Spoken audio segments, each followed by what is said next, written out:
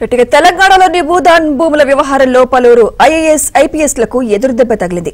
మహేశ్వరం ప్రాంతంలో అక్రమంగా భూముల అమ్మకాలు జరిపిన వ్యవహారంలో 28 మంది సీనియర్ అధికారులపై ఆరోపణలు వెల్లువెత్తాయి. ఈ క్రమంలో ఈడీ రంగంలోకి దిగింది. అధికారులకు నోటీసులిచ్చి విచారణ జరపనున్నట్లు తెలుస్తోంది.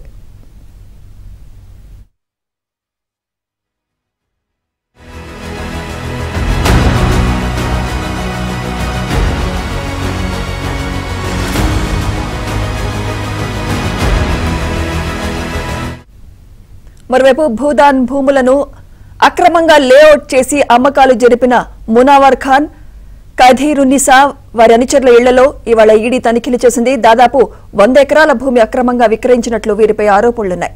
గతంలో ఇదే కేసులో ఐఏఎస్ అధికారి అమోయ్ కుమార్ ను కూడా ఈడీ విచారించింది.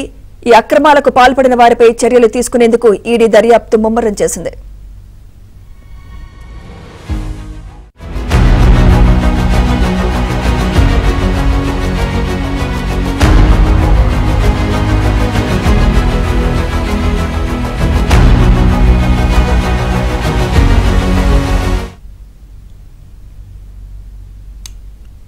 ఈ వ్యవహారంలో పలువురు ఉన్నత స్థాయి ఐఏఎస్ ఐపీఎస్ అధికారులకు ఈఐపీఎల్ అనే ఒక ప్రైవేట్ కంపెనీ భూములు విక్రయించిందని ఈడీ అధికారులు అనుమానిస్తున్నారు. ఈ క్రమంలో హైకోర్టులో దాఖలైన పిటిషన్పై తాజాగా హైకోర్టు సీనియర్ అధికారుల పాత్రపై సీరియస్ అయింది.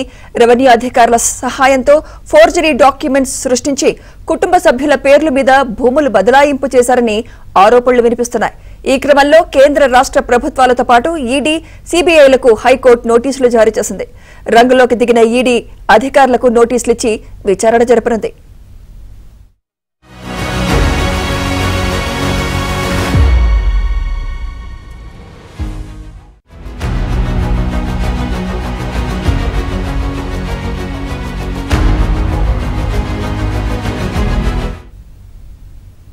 భూదాన్ భూముల అక్రమాలపై మరింత సమాచారం క్రైమ్ కరెస్పాండెంట్ ప్రవీణ్ అందిస్తారు. ప్రవీణ్, భూదాన్ భూముల్లో భూదందా జరిగినట్లు ఇప్పటికే ఈడీ సోదాల తర్వాత ఈడీ అధికారులు ఒక అంచనాకు వచ్చినట్లు మనకు సమాచారం అందుతుంది. ఇందులో ఒక పక్కా ప్లాన్ తోటే ఈ భూదాన్ భూములను రెవెన్యూ రికార్డులను కూడా చేంజ్ చేసి వాటిని ఐఏఎస్ ఐపీఎస్ అధికారులకు అమ్మకాలు చేశారనేటువంటి అంశాన్ని అయితే మాత్రం ప్రస్తుతం ఈడీ ఒక ప్రాథమిక నిర్ధారణకు రావడం జరిగింది. అందులో భాగంగానే మునావర్ ఇళ్లలో కావచ్చు, వారి బంధువుల ఇళ్లలో సోదాలు కొనసాగుతున్నాయి. ఖదీరున్నిసా అనేటువంటి మహిళ కూడా ఇందులో కీలక పాత్ర ఉంది కాబట్టి ఆమె కార్యాలయంతో పాటు ఆమె ఇంట్లో కూడా సోదాలు కూడా కొనసాగుతున్నటువంటి పరిస్థితి కనపడుతుంది. మనం ఒకసారి ఈ కేసు విషయాలు ఒకసారి మనం గమనించినట్లయితే మహేశ్వరం మండలం నాగారంలో సర్వే నెంబర్ 181, 182, 194, 195 ఈ 4 సర్వే నెంబర్లకు సంబంధించి గత కొంతకాలంగా ఈ యొక్క భూమి వివాదంలో ఉంది. ఇది భూదానికి సంబంధించినటువంటి భూమి, కానీ ఈ భూమి తమకు సంబంధించింది. ఎందుకంటే తమ పూర్వీకులు భూదానుకు ఈ భూమిని రాసించారు కాబట్టి తనకు సంబంధించినటువంటి భూమి తనకు అప్పగించాలంటూ కూడా అప్పటి రంగారెడ్డి జిల్లా అధికారులను మేనేజ్ చేసి ఖదీరున్నిసా కావచ్చు, మిగిలినటువంటి మరికొంతమంది కూడా ఈ భూమిని తాము అంటే రెవెన్యూ రికార్డులను చేంజ్ చేసి ఆ భూమిని దక్కించుకునేటువంటి ప్రయత్నం చేశారు. తగ్గించుకున్న తర్వాత అధికారులను మేనేజ్ చేసి ఈ భూమిని దక్కించుకున్న తర్వాత వాటిని మరొక కార్పొరేట్ కంపెనీకు, అంటే ఒక రియల్ ఎస్టేట్ కంపెనీకి అమ్మకాలు చేసినట్లు కూడా వాళ్ళు చెప్పడం జరిగింది. ఆ రియల్ ఎస్టేట్ కంపెనీ వెంచర్లు వేసిన తర్వాత దాదాపు 28 మంది ఐఏఎస్ ఐపీఎస్ ఆఫీసర్లకు ఈ యొక్క భూమిని కూడా అమ్మకాలు చేసినటువంటి పరిస్థితి కనపడుతుంది. దీనిపైన పూర్తి స్థాయిలో విచారణ జరపాలంటూ కూడా తెలంగాణ హైకోర్టులో బాధితులు కోర్టును ఆశ్రయించడంతో గత విచారణలో తెలంగాణ హైకోర్టు కీలకమైనటువంటి ఆదేశాలు జారీ చేసింది. ఇందులో అధికారుల పాత్ర చాలా కీలకంగా ఉంది. ఇందులో ఖచ్చితంగా ఈడీ కావచ్చు, సిబిఐ అధికారులు విచారణ జరపాల్సినటువంటి కేసు అంటూ కూడా తెలంగాణ హైకోర్టు ఆదేశాలు ఇచ్చింది. మరోవైపు ఇందులో చాలా మంది మాజీ సిఎస్లు కావచ్చు, మాజీ డీజీపీలు, సీనియర్ ఐఏఎస్ ఐపీఎస్ ఆఫీసర్లు కూడా ఈ భూమిని కొనుగోలు చేసినట్లు రెవెన్యూ రికార్డులు కూడా స్పష్టంగా ఉంది. ఈ భూమి తమకు సంబంధించినటువంటి భూమిని రెవెన్యూ రికార్డులో మార్చి కొన్ని తప్పుడు పత్రాలను సృష్టించి ఫోర్జరీ డాక్యుమెంట్లతోటి తమ భూమిని లాక్కునేటువంటి ప్రయత్నం చేశారంటూ కూడా ఇప్పటికే బాధితులు తెలంగాణ హైకోర్టులో తమ వాదనలు కూడా వినిపించడం జరిగింది.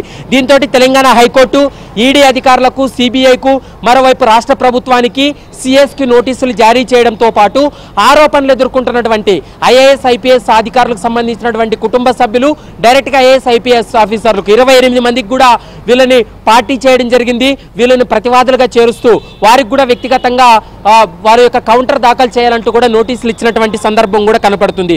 ప్రధానంగా మనం ఈ కేసులో ఇప్పటికే ఈడీని కూడా పార్టీ చేసింది కాబట్టి ప్రస్తుతం ఈ ల్యాండ్కు సంబంధించి 28 మంది ఐపీఎస్ ఆఫీసర్లు ఐఏఎస్ ఆఫీసర్లకు సంబంధించినటువంటి వ్యవహారం పైన ఈడీ అధికారులు ఈరోజు సోదాలు కొనసాగిస్తున్నారు. ఈ సోదాల్లో ముఖ్యంగా అసలు ఈ భూమి యజమాని ఎవరు, ముఖ్యంగా ఎవరెవరికి ఈ భూములను అక్రమంగా బదిలీ అయ్యాయి, మరోవైపు ఈ ప్రక్రియలో ఎవరెవరు లబ్ధి పొందారనేటువంటి అంశానికి సంబంధించి కూడా సుదీర్ఘంగా విచారణ కూడా కొనసాగుతున్నటువంటి పరిస్థితి కనపడుతుంది.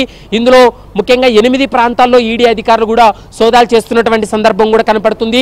ఇందులో ఈ భూముల విక్రయాల్లో వారి పాత్ర ఎంతవరకు ఉందనేటువంటి అంశానికి సంబంధించి ఈడీ అధికారులు ఈరోజు సాయంత్రం వరకు విచారణ చేసిన తర్వాత దానిపైన ఒక అంచనాకు క్లారిటీకి వచ్చేటువంటి అవకాశం అయితే కనపడుతుంది. ప్రస్తుతం మన చేతిలో లిస్ట్ ఉంది. ఇప్పటికే ఐఏఎస్ ఐపీఎస్కి సంబంధించినటువంటి లిస్టు మనం గమనించినట్లయితే నవీన్ మిట్టల్కి సంబంధించి అతను కూడా కొనుగోలు చేశాడు ఐఏఎస్ అధికారి. మరోవైపు సోమేష్ కుమార్ భార్య సిఎస్ గతంలో పనిచేసినటువంటి సిఎస్ రిటైర్డ్ ఐఏఎస్ అధికారి అయినటువంటి సోమేష్ కుమార్ భార్య జ్ఞానముద్ర పేరు మీద కూడా అది రిజిస్ట్రేషన్ అయి ఉంది. మరోవైపు పావనీరావు అంటే రిటైర్డ్ ఐపీఎస్ ప్రభాకర్ రావు భార్య పావనీరావుపై కూడా ప్రస్తుతం ఈ ల్యాండ్ రిజిస్ట్రేషన్ అయినట్లు కూడా ప్రస్తుతం మనకు స్పష్టంగా అర్థమవుతుంది. మరోవైపు వసుంధర సింహ, ఏకే మహంతి, మరోవైపు ఒక గతంలో రాచకొండ సిపిగా పనిచేసినటువంటి అధికారి కుమారుడు అనిరుద్ధ్కి సంబంధించినటువంటి పేరు మీద కూడా ఇది రిజిస్ట్రేషన్ అయినట్లు మనకు స్పష్టంగా అర్థమవుతుంది. మరోవైపు ప్రస్తుతం ఎక్సైజ్ అండ్ ఎన్ఫోర్స్మెంట్ డైరెక్టర్గా పనిచేసినటువంటి కమలాసన్ రెడ్డి భార్య పేరు కూడా ఇందులో రిజిస్ట్రేషన్ అయినట్లు మనకు స్పష్టంగా అర్థమవుతుంది. మరోవైపు గతంలో డీజీపీ ర్యాంకులో రిటైర్డ్ అయినటువంటి ఉమేష్ షరీఫ్ భార్య షరీఫ్ అనేటువంటి మహిళ పేరు మీద కూడా రిజిస్ట్రేషన్ అయినట్లు మనకు స్పష్టంగా అర్థమవుతుంది. మరోవైపు ఇంటెలిజెన్స్ డీజీ శివధర్ రెడ్డి భార్య పేరు మీద కూడా ల్యాండ్ ఉన్నట్లు ప్రస్తుతం వీరందరి పేర్లను కూడా తెలంగాణ హైకోర్టులో ప్రతివాదులుగా చేర్చడం జరిగింది. వీరందరూ కూడా ఏ విధంగా కౌంటర్ దాఖలు చేయబోతున్నారనేది మాత్రం చూడాల్సినటువంటి అవసరం ఉంటుంది. ఇదంతా కూడా తప్పుడు పత్రాలు సృష్టించి ఒక రియల్ ఎస్టేట్ కంపెనీకి ఇచ్చిన తర్వాత ఆ రియల్ ఎస్టేట్ కంపెనీ ఈ యొక్క ఐఏఎస్ ఐపీఎస్ ఆఫీసర్లకు కూడా అమ్మకాలు చేసినట్లు ఒక ప్రాథమిక నిర్ధారణకు రావడం జరిగింది. కాబట్టి ఈరోజు ఈడీ విచారణ తర్వాత ఐఏఎస్ ఐపీఎస్ అధికారులకు కూడా నోటీసులు జారీ చేసి వారి కుటుంబ సభ్యులకు నోటీసులు జారీ చేసి విచారణ జరిపేటువంటి అవకాశాలు అయితే స్పష్టంగా కనపడుతున్నాయి. Sumitra. Right, thank you Praveen.